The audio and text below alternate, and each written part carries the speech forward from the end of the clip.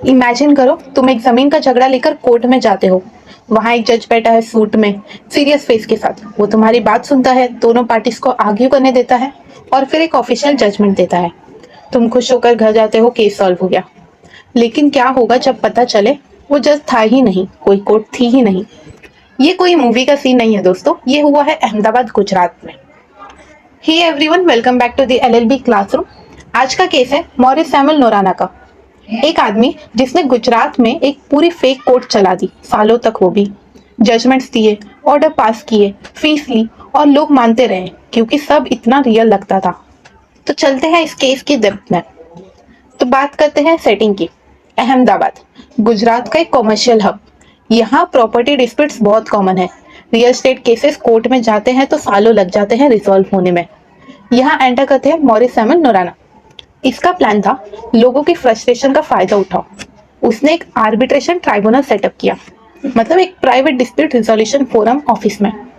पूरी कोर्ट जैसी setting, legal documents, seating, official seals, stamp, यहाँ तक फॉर्मल लैंग्वेज, प्रोफेशनल एनवायरनमेंट। सुनने में लेजिट लग रहा था ना? वही तो प्रॉब्लम थी। अब समझते हैं एग्जैक्टली क्या काम था उसका। लोग आते थे अपनी जमीन और प्रॉपर्टी के झगड़े लेकर। मॉरिस उनकी पूरी हियरिंग करता, दोनों साइड्स को बोलने देता, आर्ग्यूमेंट सुनता, नोट्स लेता और फिर जजमेंट देता। एक ऑफिशियल लुकिंग ऑर्डर, सील के साथ, साइन के साथ। और लोग लोग मान लेते थे। क्यों?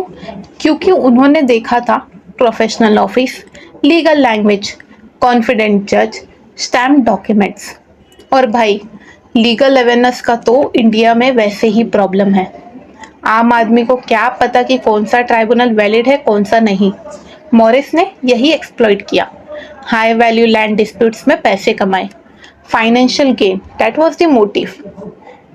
अब यहाँ एक इम्पॉर्टेंट कॉन्सेप्ट आता है, आर्बिट्रेशन। आर्बिट्रेशन एक प्राइवेट डिस्प्यूट रेजोल्यूशन मेथड है। कोर्ट के बाहर एक न्यूट्रल आर्बिट्रेटर डिसाइड करता है।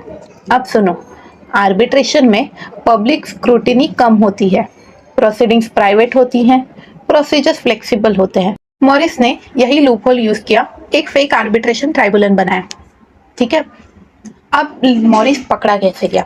तो एक सस्पिशियस लैंड डिस्प्यूट केस आया, किसी को कुछ ऑफ लगा।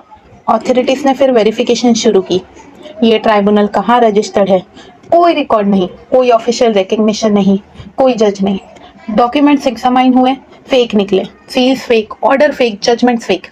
पुलिस इन्वेस्टिगेशन कंफर्म हुई और मॉरिस सैमुअल नोराना अरेस्ट हो गए। सालों की फेक कोर्ट एक सस्पिशियस केस में एक्सपोज हो गई। अब देखो उसके ऊपर क्या चार्जेस लगाते हैं।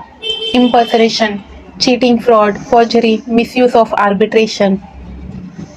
दोस्तों, ये केस सिर्फ एक फ्रॉड की कहानी नहीं है, ये एक रिमाइंडर है कि लीगल लिटरेसी कितनी जरूरी है। कोई भी ट्राइब्यूनल या कोर्ट में जाने से पहले वेरीफाई करो, क्या ये रजिस्टर्ड है, क्या आर्बिट्रेटर ऑथराइज है, क्या कोई वैलिड एग्रीमेंट एग्जिस्ट करता है। तो ये था गुजरात का नकली जज का केस। अगर ये वीडियो हेल्पफुल लगा हो तो लाइक करो, शेयर करो, स्पेशली उनके साथ जो लॉ या लीगल अवेयरनेस में इंटरेस्टेड है। और कमेंट में बताओ कौन सा केस अगला कवर करें।